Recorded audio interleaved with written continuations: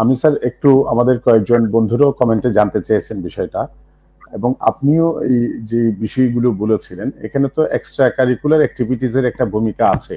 যদি এটা আলাদা সার্টিফিকেট নিয়ে যাওয়াটা নেসেসারি না, কিন্তু একটা সামাজিক যে তার সামাজিক গ্রো আপ যেটা, বা আপনি বলছেন রেজাল্টের পরেও তার অন্যান্য যে স্কিলস গুলো আছে, আমরা যেগুলোকে সফট স্কিলস বলি অনেক ক্ষেত্রে, এই বিষয়গুলোর এক্সট্রা কারিকুলার অ্যাক্টিভিটিস গুলোর তো তাহলে গুরুত্ব আছে স্যার। ভালো উপস্থাপনা শৈলী তো স্যার এক্সট্রা কারিকুলার অ্যাক্টিভিটিস এর অন্তর্ভুক্ত।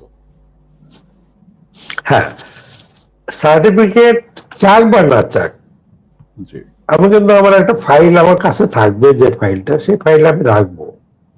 জি কথা প্রসঙ্গে যদি এসে যায় যে তোমার হবি কি, তুমি কি তোমার এক্সট্রা কোনো গুণাগুণ আছে কিনা, সেক্ষেত্রে কিন্তু তখন আমাকে তা বলতে হচ্ছে।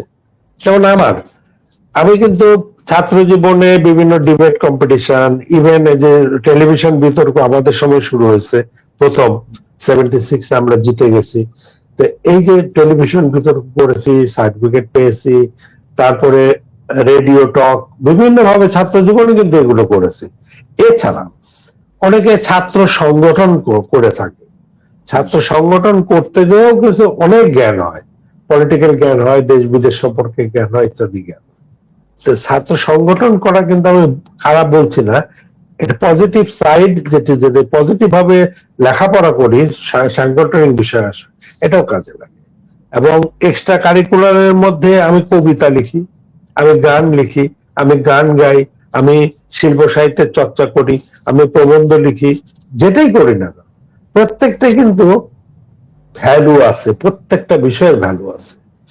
সাহস বাড়ে এইসব কারণে। এবং যদি প্রচুর বই পড়া থাকে, নলেজ ইজ পাওয়ার বলা হয়, এটা তো শুধু মুখের কথা নয়, কথার কথা।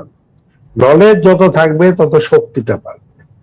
নলেজ যদি থাকে তাহলে পারে আমার, হ্যাঁ, আমি আগ বাড়িয়ে বলছি না, এটা আমাকে কোনো সময় যদি প্রশ্ন করে স্বাভাবিক ভাবেই করে, যে তোমার আর কোনো শখ আছে কিনা, আর কিছু করো কিনা,